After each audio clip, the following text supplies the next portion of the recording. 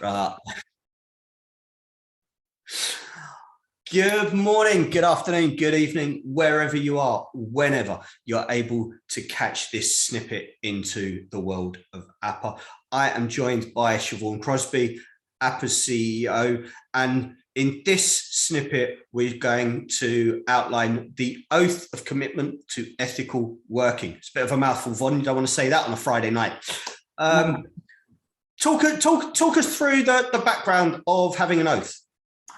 Well, from a very personal point of view, the ripples of education that I received in relation to my old supervisor, who I was with for a very, very, very long time, his education rippled through me. And I promised him that that education would continue to ripple from him, even though he's no longer with us, through me and on to others. And I believe that understanding from people that have more experience, more understanding is one of the most important aspects of everything we do. We walk into this world really with our training behind us, a level of experience which is extremely small, and hopefully a phenomenal supervisor to guide us with their experience from where they gained it, so the ripples of generations and education and wisdom pull through down the ages. And for me, having an ethical oath of commitment is actually a really honourable place to sit within ourselves. It honours those that have passed before us. It honours those that are going to come after us. And for me, education and self-awareness, they change people's lives. So having and agreeing to an ethical way of working on a conscious level, for me, is personally very important and a huge part of what I do with clients. Yeah. And it ties in so beautifully with the wider rebalancing of the therapeutic kind of mindset, isn't it? It is, because, you know, the day that I become, if you like, arrogant to think that I've learned everything, understood everything, is a day I would never want to sit in front of anybody again. And arrogance comes from low self-esteem, and that's certainly something that I don't have, and certainly not anymore. Once upon a time, yes, but definitely not now.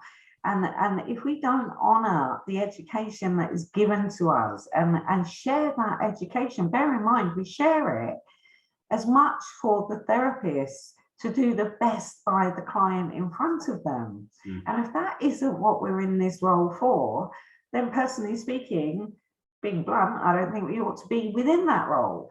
So it is a role, and it is an honor to be trusted by people. They're putting their lives in our hands. Yeah. So having that education from somebody that's more experienced, has understood more, we ought to be thirsting for every piece of information and education we can get that helps the person in front of us. But that's who I am, and that's how many of our close colleagues feel, and that's every member of APA has that core belief of education, understanding, self-awareness, and wanting to do the best by the people that they work with. And I'm very proud of that. Are you not proud of that within our members? I think it makes APA stand out as an organization that truly understands the nature of the therapeutic relationship. And the oath of commitment to ethical working is the equivalent of the oath that the medical profession takes, because we understand that in the world of psychology, there is a thing called the invisible scalpel. And when we're working with clients, we wield that invisible scalpel. And we can do an awful lot of damage with that if we're not working from a place of ethical congruence and UPR. Because what we pass on to those clients, they will pass on to the world that they experience.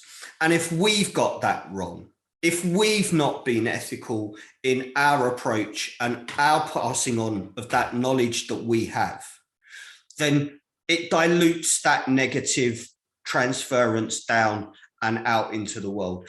And that's something that the mental health arena, I think, for a long time lost sight of. And what the oath does is allow APA members to put that right front and center with their clients. And the knock-on effect of that is that when things go wrong in a therapeutic relationship, invariably, there are little things that go wrong and raise questions along the way before things collapse. And what the oath does is give the client a point of reference to go, this doesn't feel right. And then they can start asking questions. And APA supports that process because we would rather support that relationship before it becomes a catastrophe for both the client and the professional.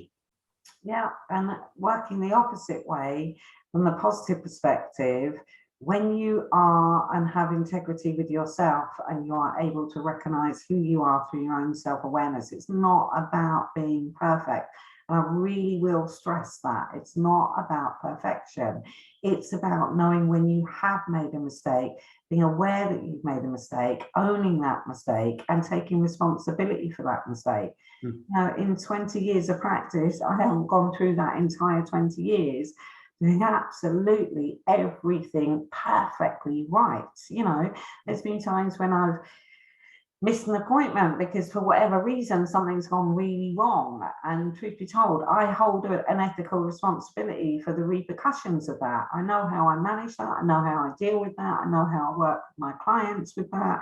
But I do accept that I've been at fault in that particular situation. And I will work with that fault and bring it into the room and ask that person, what do they genuinely feel about me making a mistake? Because power dynamics in the room are so ridiculously important to actually recognize. There is a power dynamic. I hold the power. Now in the room, I personally work to make it equal. But the truth of the matter is, I know that power dynamic and how I act, how I behave, how I speak, how I respond, what I notice, what I don't, how I challenge, all comes from a place of where I sit in my own power. How I use that is up to me. I want to use it for the good of that person in front of me. Yeah, and giving the client that oath so that they've got a point of reference is a massive bonus in that rebalancing of the power dynamic. So Von, thank you so much for talking us through it. I want to say to absolutely everybody, if you are a qualified therapeutic professional and you believe that there is a greater responsibility in supporting you and supporting your clients, that a voluntary register, and let's be clear, APA is a voluntary register, just like every other register in the sector. You can have more than you have been given before. All you need to do is contact www.ana.co.uk and check out the membership guide for yourselves. But for now, take care, and we'll see you again in another snippet into the world of ANA. Bye for now. Thank you very much and take care. Bye-bye.